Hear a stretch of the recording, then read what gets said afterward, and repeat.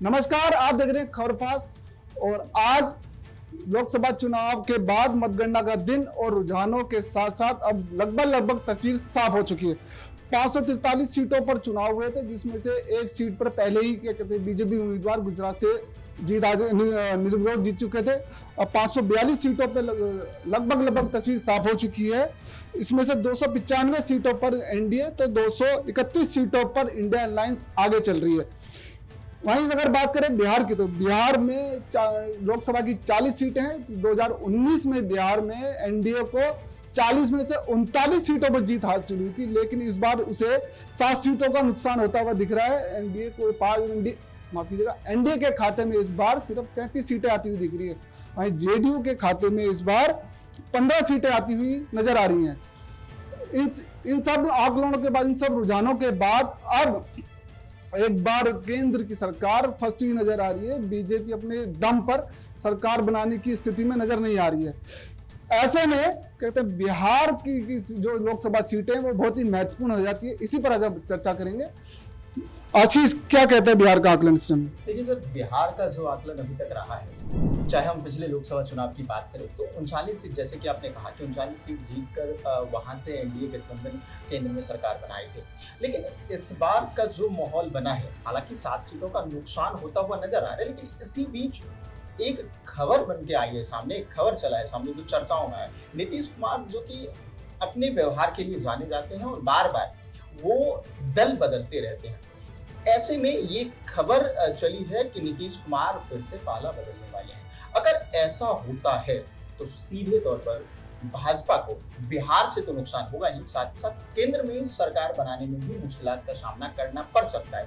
क्योंकि इन अफवाहों को ये अफवाह तब जोर पकड़ा जब शरद पवार नीतीश कुमार से सीधे तौर पर बात किए। उसके बाद बिहार के उप मुख्यमंत्री भाजपा नेता सम्राट चौधरी नीतीश कुमार के आवास पर पहुंचे और उनसे मुलाकात करना चाहा, तो नीतीश कुमार ने साफ तौर पर उन्हें मुलाकात से मना कर दिया। तो कहीं ना कहीं इन तमाम चीजों से वो दिखता हुआ नजर आ रहा है, वो साफ होता हुआ नजर आ रहा है कि नीतीश कुमार कहीं ना कहीं मनमुटाव वो जो अंदर चल रहा है नीतीश कुमार के अंदर, वो बीजेपी को नुकसान देने वाला है। देखिए, ये जो आशीष जो आपको जानकारी दे रहे हैं वो आज ही का घटनाक्रम है।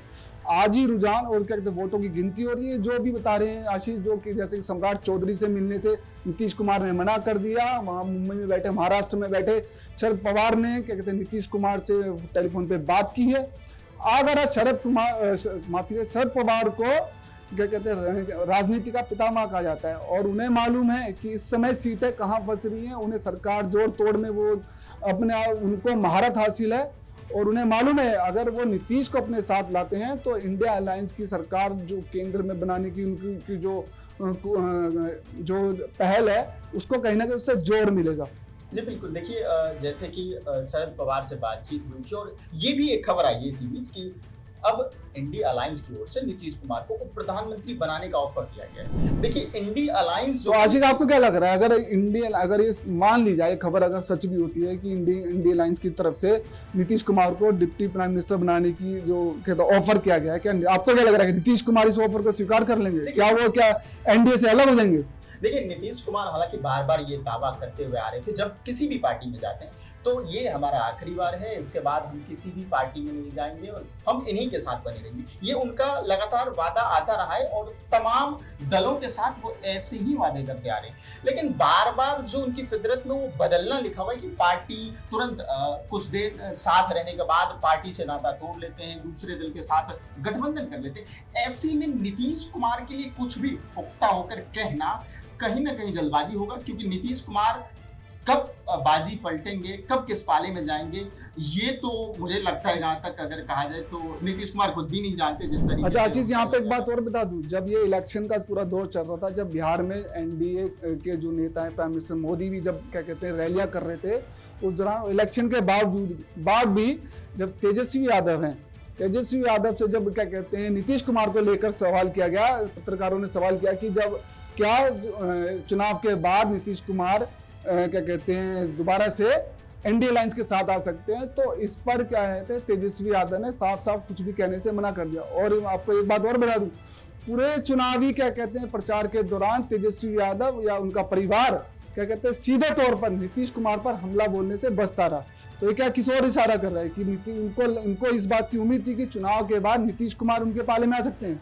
देखिए बिल्कुल जिस तरीके से माहौल बना था बिहार में, नीतीश कुमार अधिकतर चुनावी सभाओं से भी दूर नजर हुए आते थे और बहुत कम ही चुनाव प्रचार में सक्रिय नजर आए। तो ऐसे में कहीं ना कहीं ये जो अटकलें हैं वो पुख्ता होता हुआ नजर आ रहा है। और साथ ही साथ जैसा कि आपने कहा कि तेजस्वी परिवार, लालू परिवार जिस तरीके से बयानबाजी के दौर में नीतीश कुमार पर हमला बोलने से बचते आ रहे थे, तो कहीं ना कहीं उनको पहले से इनकी अनुभूति होगी कि हो सकता है नीतीश कुमार चुनाव के बाद पाला बदले, और शायद इसलिए बचने का प्रयास किया गया था। अगर ये नीतीश कुमार पे अगर हमला नहीं कर रहे थे तो, और अब जो स्थिति है जो है चुनाव के बाद की, जो वोटों की गिनती के बाद की स्थिति बनेगी वो कैसी होगी? क्या नीतीश कुमार के लिए आसान होगा कि एनडीए को छोड़कर फिर से एक बार इंडिया अलायंस के पाले में जाना? अगर वो ऐसा करते हैं, इंडिया अलायंस के साथ फिर से हाथ मिलाते हैं, तो क्या उन्हें वो तवज्जो दी जाएगी जो पहले उन्हें मिलती थी?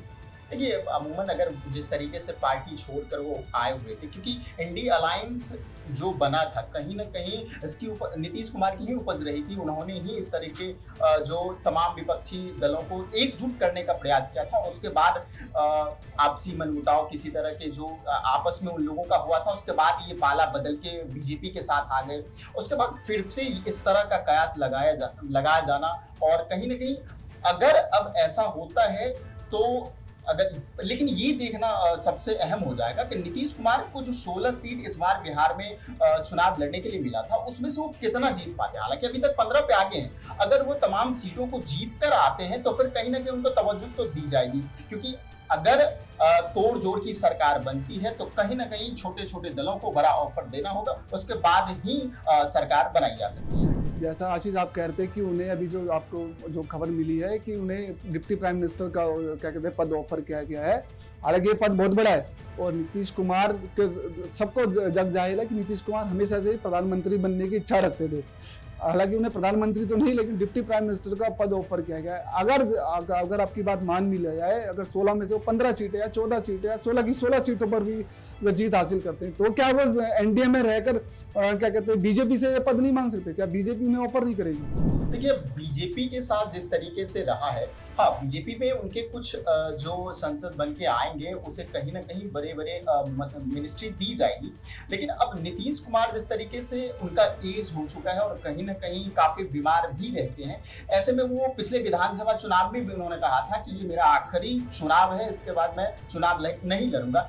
ऐसे में मुझे नहीं लगता कि वो जब बीजेपी में रहने के साथ वो इस तरह की मांग कर सकते हैं। लेकिन जिस तरीके से विपक्ष अब उन्हें ऑफर सामने से दे रहा है, तो ये देखना दिलचस्प हो जाएगा कि इसमें नीतीश कुमार का क्या फैसला होता है। बिल्कुल, देखिए अगर सारी बातें अगर मान ली जाए, क्योंकि जो चुनाव है अगर 14 सीटें या 15 सीटें पे अगर जीत रही है तो कहीं ना कहीं गेंद नीतीश कुमार के पाले में आ जाती है। तो नीतीश कुमार के पास एक एज है कि वो एनडीए या क्या कहते हैं इंडिया अलायंस के सामने कोई भी ऑफर रख सकते हैं और मजबूरन किसी भी पार्टी को या किसी भी दल को या किसी भी गठबंधन को क्या कहते हैं केंद्र में सरकार बनाने के लिए नीतीश कुमार की जरूरत तो पड़ेगी ही पड़ेगी। तो ये बात साफ है कि वो चाहे वो एनडीए के साथ रहकर कोई बड़ा पद ले ले या इंडिया अलायंस में वापसी करे और वहां पे कोई बड़ा पद ले ले। देखिए बिल्कुल जिस तरीके से बिहार का माहौल रहा है और नीतीश कुमार सब जानते हैं, सभी पार्टी, और ये नीतीश कुमार को भी पता है कि बिहार में नीतीश के बिना चुनाव लड़ना किसी के लिए भी संभव नहीं होता, क्योंकि जिस तरीके से पिछले 20 सालों से नीतीश कुमार ने बिहार विधानसभा में अपनी पकड़ बना के रखी, और कहीं ना कहीं क्योंकि गठबंधन किसी का भी हो मुख्यमंत्री वही रहते हैं, ऐसे में वो प्रभावशाली तो होते हैं बिहार के लिए। लेकिन अब जिस तरीके का अभी अफवाह का बाजार गर्म हुआ है, ऐसे में तो ये बिल्कुल साफ तौर पर अब दिलचस्प हो जाएगा कि किस तरह का माहौल रहता है और फिर नीतीश कुमार कितने सीट लेकर आते हैं और फिर ये एनडीए के साथ रहते हैं या फिर उप प्रधानमंत्री का जो ऑफर मिला है इंडिया अलायंस की ओर से उनके साथ जाकर उप प्रधानमंत्री बनना पसंद करते हैं। ये देखना दिलचस्प हो जाएगा। ठीक, इस चुनावी हलचल के बीच कहते हैं बिहार बीजेपी ने बिहार के अंदर एनडीए की एक बैठक बुलाई है, जिसमें सभी नेताओं को बुलावा भेजा गया है। बैठक होगी, बैठक ऑब्वियस सी बात है कि ये जो चुनावी हलचल तेज हुई है नीतीश कुमार और जेडीयू को लेकर, उस पर चर्चा होगी।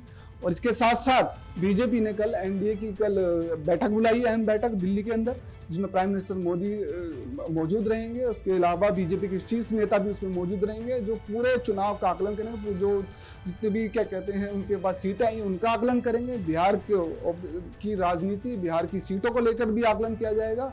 ये मंथन होगा उन सीटों पर। उसके बाद लगता है बीजेपी कोई हो सकता है कि बीजेपी कोई बड़ा फैसला ले। अभी के लिए इतना ही। देश दुनिया की तमाम खबरों के लिए देखते रहिए खबर फास्ट। नमस्कार।